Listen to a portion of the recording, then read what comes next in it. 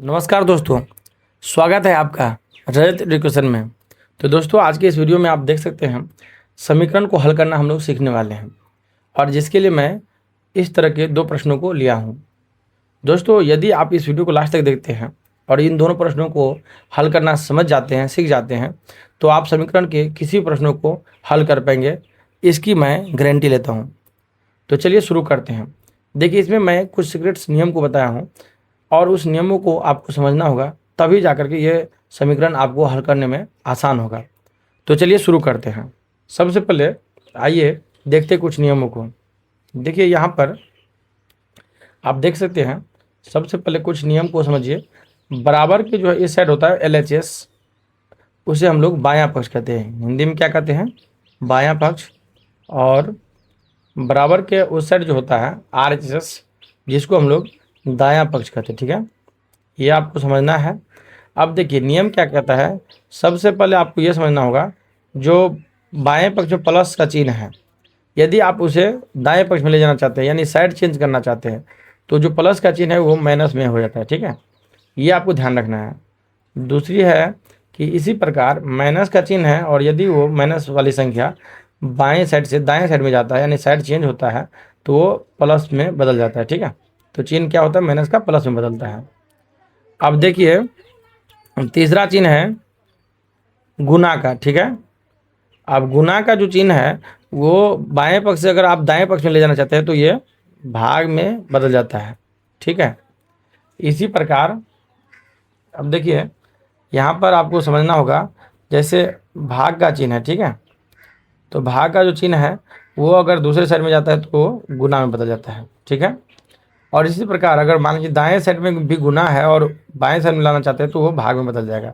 तो एक दूसरे का ये उलटता है। ठीक है, वाइस वर्सा है। ठीक है, अब चलिए एक और चीज़ देखिए। जैसे कि आप रूट में स्क्वायर में कोई संख्या है और स्क्वायर को आप बराबर के दूसरे साइड में ले जाना चाहते हैं, तो वो रूट अंडर में बदल जाएगा। ठीक है, और लास्ट में जो रूट अंडर है, ठीक है, और उसे आप बाएं साइड से दाएं साइड ले जाना चाहते हैं, तो वो स्क्वायर में बदल जाएगा। मान लीजिए यहाँ x रख देते हैं समझने के लिए, तो यहाँ x स्क्वायर हो जाएगा। ठीक है, तो ये आपको नियम ध्यान में रखना है। ठीक है, अब चलिए इन्हीं नियमों को हम लोग बारीकी से एग्जाम्पल के माध्यम से समझते हैं कैसे ये काम करता है। ठीक है, तो देखिए, जैसे कि आप देख सकते हैं, यहाँ पर x + 3 बराबर क्या है? 6 है। अब यदि मैं x का मान यहाँ पर निकालना चाहूँगा तो क्या होगा?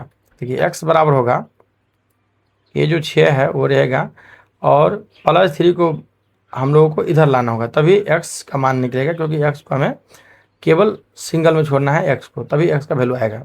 तो देखिए, +3 इस साइड आएगा तो क्या होगा? 3 आते ही और प्लस का साइन है तो इसे माइनस में आप बदल देते हैं। ठीक है, तो ये नियम काम करता है। देखिए, प्लस माइनस में बदल गया, और उसके बाद क्या है कि आप हल कर लीजिए। 6 में से 3 गया तो कितना हो जाएगा? 3 हो जाएगा। ये x का वैल्यू आ चुका है। ठीक है, देखिए, बहुत ही सिंपल लॉजिक था। प्लस जो है माइनस में बदल गया। ठीक है, क्योंकि हम लोग इसका साइड चेंज करवाए हैं, बाएं से दाएं लाए हैं। ठीक है, अब इसी प्रकार आप देखिए दूसरे में एग्जाम्पल वही है, सेम है, और हम लोग कैसे चिन्ह का इस्तेमाल करते हैं। देखिए, जैसे x - 2 बराबर क्या है?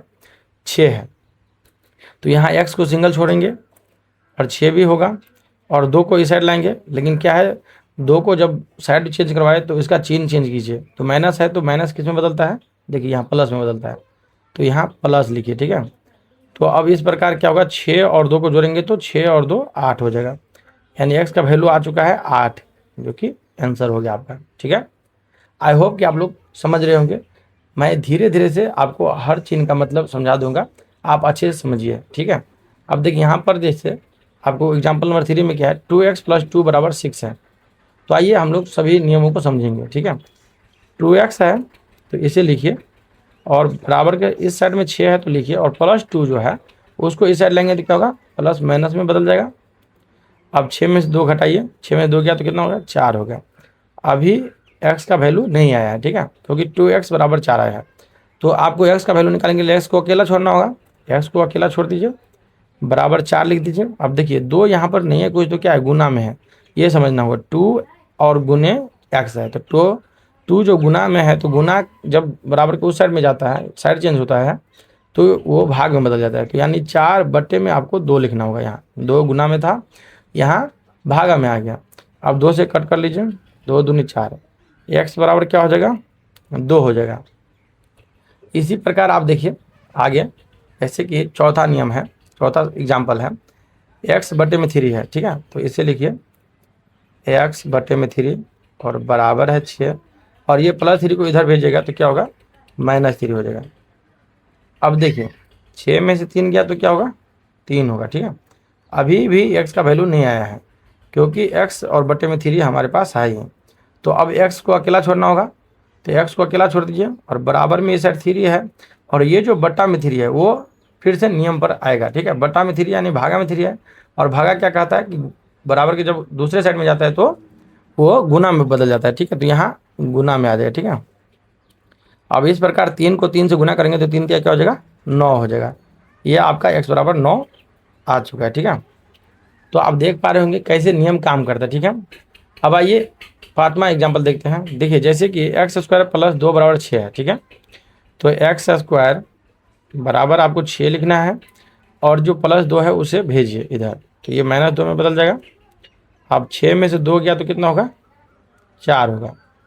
ये आपका x² बराबर है, अभी आपका आंसर नहीं आया, ठीक है। अब आपको x का वैल्यू प्राप्त करना है, तो क्या करना है, x बराबर 4 लिखेंगे, और ये स्क्वायर को भी इस साइड भेजेंगे। तो देखिए स्क्वायर जब इस साइड आता है, यहाँ पर देखिए नियम क्या कहते हैं, स्क्वायर जब बराबर के उस साइड जाता है तो रूट अंडर में बदल जाता है, ठीक है। किस में बदलता है, रूट अंडर में। अब देखिए यहाँ पर रूट अंडर में बदलिए, तो यहाँ स्क्वायर आ गया रूट अंडर में।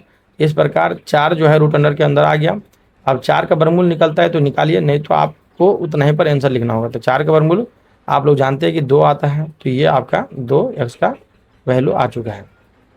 आप लोग समझ पा रहे होंगे। अब चलिए देखिए यहाँ पर एक और एग्जाम्पल देखिए, एग्जाम्पल नंबर 6, √x + 4 = 6 है, ठीक है। तो √x को लिखना है, ठीक है, और बराबर में 6 लिखिए, और ये +4 को उधर भेजिए, तो यहाँ आएगा तो क्या होगा, -4 हो जाएगा, ठीक है। अब यहाँ पर क्या करना है आपको, 6 में से 4 घटा लीजिए तो कितना हो जाएगा, 2 आ गया। अभी क्या आया है, √x बराबर 2 आया है, अभी हमारा x का वैल्यू नहीं आया है, यानी कि आंसर फाइनल नहीं आया है। अब क्या करना है आपको, नियम के तहत रूट जब रहता है और बराबर के उस साइड भेजना होगा, तो क्या करना होगा, देखिए x लिख लीजिए पहले और 2 लिख लीजिए। अब इस बार रूट का बारी है, रूट को जब भेजेंगे उस साइड तो क्या होगा, देखिए यहाँ पर देखिए नियम क्या है, रूट स्क्वायर में बदल जाता है, ठीक है। तो यहाँ पर 2 है, तो अब रूट जो आएगा इधर तो 2 के स्क्वायर में बदल जाएगा, ठीक है। अब क्या होगा, x बराबर क्या हो जाएगा, 2 का स्क्वायर, मतलब 2 किसी भी संख्या के ऊपर पावर में 2 होता है तो इसको 2 बार गुना में लिखना होता है। जैसे 2 का स्क्वायर है, 2 × 2 लिखेंगे। अगर 2 का 3 होता पावर तो 2 × 2 लिखते हैं, ठीक है, 3 बार लिखते हैं, ठीक है, 3 बार लिखते हैं। अब देखिए यहाँ पर चूंकि 2 ही है तो 2 को 2 बार लिखिए, 2 × 2 तो 2 दूनी 4, ठीक है। x का वैल्यू जो है वो हमारा 4 आ चुका है, ठीक है। तो इस प्रकार आप लोग देख सकते हैं कि समीकरण में जो है, जो बेसिक चीज़ें हैं जिन्हें मैं आपको हल करके बताया कि कैसे चिन्हों का नियम काम करता है। अब हम लोग देखेंगे, हल करेंगे समीकरण को, ठीक है। चलिए शुरू करते हैं। देखिए आपको यहाँ पर समीकरण दिया हुआ है और इसे हल करना है, ठीक है। तो यही नियम काम करेगा। हल कैसे करेंगे, तो देखिए यहाँ पर 8x + 12 बराबर 84 है, ठीक है। तो आइए इसे हल करते हैं। सबसे पहले क्या करना है आपको, 8x को एक जगह रखना है और बराबर लिखना है, 84 भी लिखना है, और देखिए प्लस वाले 12 को इधर लाएंगे। तो नियम क्या कहता है कि प्लस किस में बदलता है, माइनस में। यहाँ माइनस हो जाएगा और ये 12 हो जाएगा, ठीक है। अब क्या करना है आपको, 84 में से 12 को घटा लीजिए तो कितना हो जाएगा, 4 में से 2 गया तो 2, और 8 में से गया तो 7, यानी 72 हो गया। और ये 8x अभी रहेगा ही, ठीक है। अब देखिए यहाँ पर x को रखना है आपको, और 72 है, 72 भी रहेगा, और 8 को नियम के तहत भेजना है उस साइड। तो देखिए 8 यहाँ पर क्या है, गुना में है, तो उस साइड जाएगा तो भागा में आ जाएगा। अब क्या करना है, x बराबर लिखना है फाइनली आपको, 8 से भगा दीजिए 72 में, 8 में 72, तो यहाँ 9 आ गया, यानी आपका सवाल हल हो चुका है। x बराबर 9 आंसर आ चुका है। तो आई होप कि आप लोगों को समीकरण अब आसान लग रहा होगा नियम के अनुसार। अब चलिए इसे हल करते हैं, ठीक है। एक और नियम इसमें देखते हैं, ठीक है। देखिए 5x - 2 बराबर क्या है, 3x + 8 है, ठीक है। तो क्या करना है, 5x को रखना है, और देखिए ये 3x है ना, तो इसी का बिरादरी है, तो आपको क्या करना है, 3x को इधर ले आना है। जैसे कि आप लोग देख रहे होंगे कि मैं बार बार संख्या को उस साइड भेज रहा था और x वाले जो टर्म है उसे इस साइड रख रहा था। तो आपको क्या करना है, x वाले टर्म को एक जगह रखना है एक साइड में, और संख्या को उस साइड भेजना है। तो देखिए x वाला टर्म यहाँ है और x वाला टर्म बराबर के उस साइड भी है, तो उसे आपको क्या करना है, एक साइड लाना है। तो इसे चलिए बाएं साइड में लाते हैं। तो देखिए बराबर बीच में है तो बराबर दे दीजिए, 3x को इस साइड लाएंगे तो ये देखिए 3x का चिन्ह क्या है, प्लस में है, तो इधर आएगा तो माइनस में आ जाएगा, ठीक है। अब इधर क्या है, +8 है, तो +8 यहाँ पर है, यहाँ पर चूंकि आगे में प्लस लिखा नहीं जाता है। अब देखिए -2 को उधर ले जाना है, बराबर क्या आपको दाएं साइड में भेजना है, तो 2 आ जाएगा और माइनस बदल जाएगा प्लस में, ठीक है। अब 5 में से 3 जगह तो कितना होगा, 2x होगा। अब यहाँ पर क्या करना है, 8 और 2 को जोड़ दीजिए, 8 2 10 हो गया। अब क्या करना है आपको, तो 2x बराबर क्या हो जाएगा 10, और यहाँ पर 2 गुना में है तो इधर आएगा तो क्या होगा, भागा में आ जाएगा। यानी कि फाइनली आपको ये 2 को काट देना है, यानी कि 2 गुना में था, इधर आएगा तो भागा में, तो यानी कि केवल x बराबर बचा है, यानी कि x बराबर क्या हो जाएगा, 2 5 10, यानी 5 आ जाएगा, ठीक है। ये आपका आंसर आ चुका है x का। तो साथियों आई होप कि आप लोग समीकरण को अच्छे से समझ पाए होंगे और समीकरण को अब आप लोग आगे हल कर लेंगे। तो चलिए, यदि आप लोग समीकरण को अच्छे से समझ गए हुए हैं तो आप एक समीकरण को कमेंट बॉक्स में बना के दिखाइए।